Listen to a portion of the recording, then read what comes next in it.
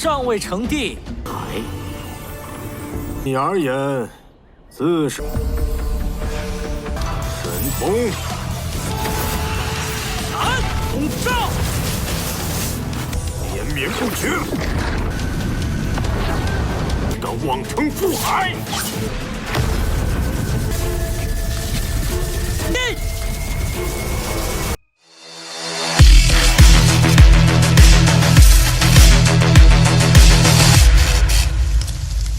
！Halo semuanya, selamat datang di Ruang Sinema. Bagaimana kabar kalian semua? Semoga selalu sehat dan baik-baik saja.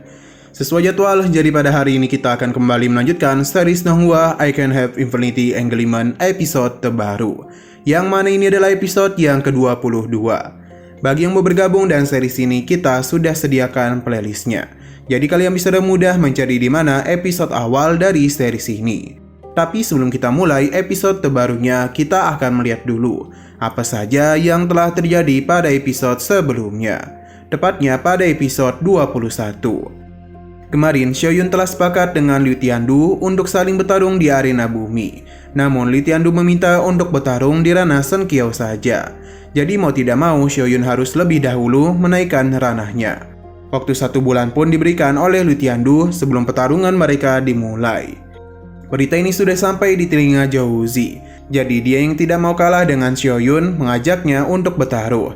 Siapa di antara mereka berdua yang lebih dulu naik ke ranah Shen Qiao? Tentu saja Xiaoyun bisa menggulinya. Bahkan Jindan yang dia bentuk sangatlah besar, layaknya sebuah semangka. Hanya saja dalam waktu setengah bulan, Xiaoyun telah berhasil naik ke ranah Shen Qiao. Akan tetapi selama dia berlatih itu, kabar mengejutkan datang dari Lin Xiaoya, yang mana dia itu telah menyalahkan dirinya atas kematian dari Liu Nanshan. Xiaoyun yakin ini semua adalah ulah dari Liu Tiandu. Kesal dan apa yang dia perbuat, Xiaoyun pun mengajaknya untuk bertarung bermain catur. Nah, sekarang kita akan melanjutkan episode terbarunya. Liu Tiandu yang memang hebat dalam bermain catur dengan mudah mengungguli Xiaoyun. Bahkan permainan itu layaknya sebuah pertarungan mental. Xiaoyun meminta untuk tidak meremehkan dirinya karena dia yakin kekuatan mentalnya sudahlah berkembang. Akan tetapi, saat ini dia sedang berhadapan dengan seseorang yang telah berlatih selama ribuan tahun. Jadi sudah jelas kalau Liu Tiandu jauh lebih unggul. Dia pun meminta Xiaoyun untuk menyerah saja, karena serangan yang dia lakukan begitu kacau. Meskipun berhadapan dengan Liu Tiandu, namun Xiaoyun masihlah memiliki teknik pencerahan yang bisa membantunya berkembang lebih cepat. Maka karena itulah dia bisa tahu di mana saja celah yang telah ditinggalkan oleh Liu Tiandu. Gerakan yang Xiaoyun lakukan berhasil membuat Liu Tiandu terkesan. Akan tetapi ini semua masihlah berada dalam dugaannya. Jadi Liu Tiandu segera melancarkan serangan balik kepadanya dan menyadarkan Xiaoyun.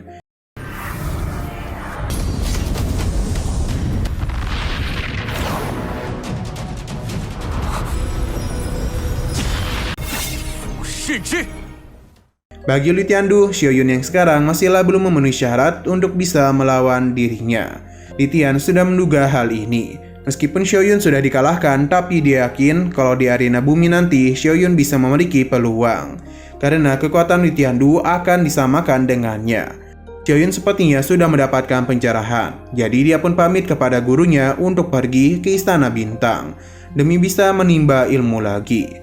Waktu terus berlalu sampai akhirnya 1 bulan pun sudah selesai. Kini kita dibawa ke arena bumi, tempat di mana Xiaoyun dan juga Liu Tiandu akan saling bertarung. Zhou Zi yang sedang bersemangat mencoba untuk mencari lawan bertarung, tapi tidak ada satupun yang mau menerima tantangannya. Sesaat kemudian sesuatu mulai terjadi kepada arena bumi, yang mana ini layaknya sebuah rune untuk melindungi arena pertarungan. Cicuyu sungguh terpukau dengan semua itu. Tuan Suci memberitahu mereka kalau ini adalah arena bumi atau Kaisar Agung. Semua ini dibuat langsung oleh Grandmaster terdahulu mereka. Liu Tiandu sungguh tertarik dengan apa yang dia katakan. Dia pun datang dengan kekuatan yang begitu dahsyat. Liu Tiandu pun berencana untuk menjadi seorang kaisar agar bisa mengungguli leluhur dari Tanah Suci Kekacauan. Li Tian tahu betul kalau dari dulu Liu Tiandu ini selalu berbicara omong kosong. Tapi Liu Tiandu tidaklah peduli karena dia memiliki kemampuan untuk berbicara seperti itu. Sesaat kemudian Xiaoyun pun datang. Karena ia juga kesal karena Liu Tiandu berani berbicara kalau ia tidak akan terkalahkan. Liu Tiandu penasaran apakah dia itu bisa membungkam perkataannya. Berhubung dua peserta sudah ada di arena, formasi arena pun mulai aktif dan membuat level di antara mereka saling berimbang.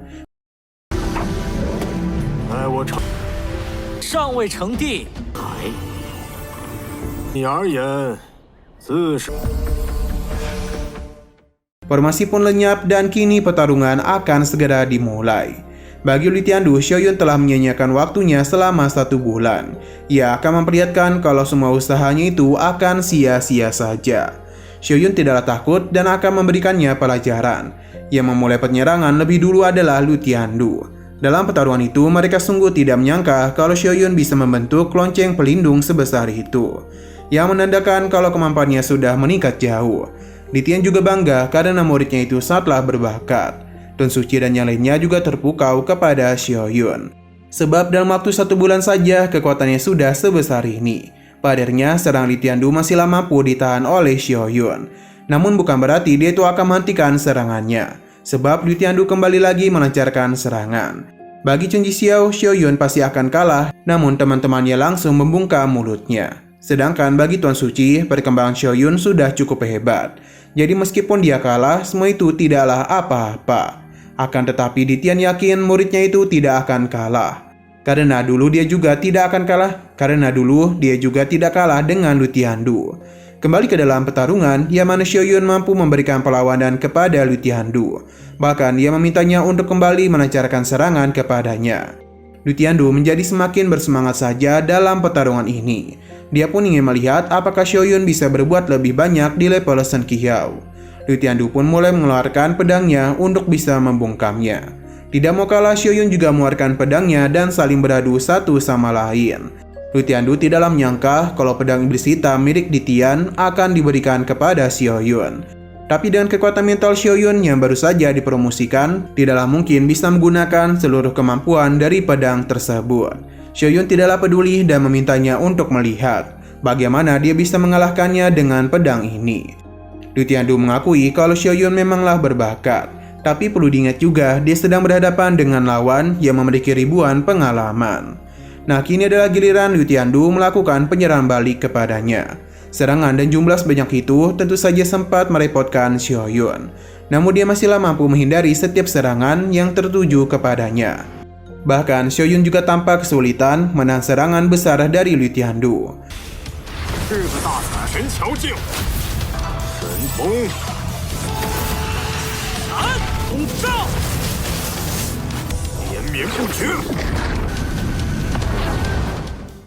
Liu Tiandu kembali memberikan pujian kepadanya. Jikapun Xiaoyun kalah dalam pertarungan ini, semua itu tidaklah memalukan. Liu Tiandu ini sepertinya masihlah meremehkan Xiaoyun, padahal itu masihlah belum tumbang, dan memberikan serang balik kepadanya. Bahkan Xiaoyun memberitahu kalau dirinya tidak akan pernah kalah dalam pertarungan mental dengannya. Perkataan Xiaoyun membuat Tiandu kesal, karena dia itu begitu sombong di hadapannya. Xiaoyun tidaklah peduli dan kembali meningkatkan pola serangannya. Teknik ribuan pedang yang dia gunakan membuat semua orang terkejut, karena Xiaoyun baru saja menggunakan teknik 10.000 pedang. Li Tian pun mentertawakan semua ini karena dia merasa begitu bahagia, sebab mendapatkan murid sehebat Xiaoyun. Serangan Xiaoyun barusan telah menyadarkan Liu Tiandu kalau Xiaoyun memang memiliki hal yang sangat menarik. Dia pun merasa kalau Xiaoyun memang pantas untuk menjadi lawannya. Jadi kali ini dia pun akan mulai serius dalam berhadapan dengannya. Dalam pertarungan itu, lagi dan lagi serangan Liu Tiandu sulit untuk ditahan. Namun bukan berarti Abang Xiaoyun tidak memiliki cara lain. Kini mereka pun mulai melakukan adu serangan satu sama lain.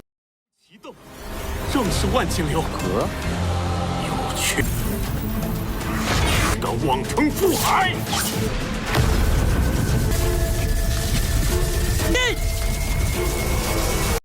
Entah apa yang terjadi karena lagi seru-serunya episodenya ini malah bersambung.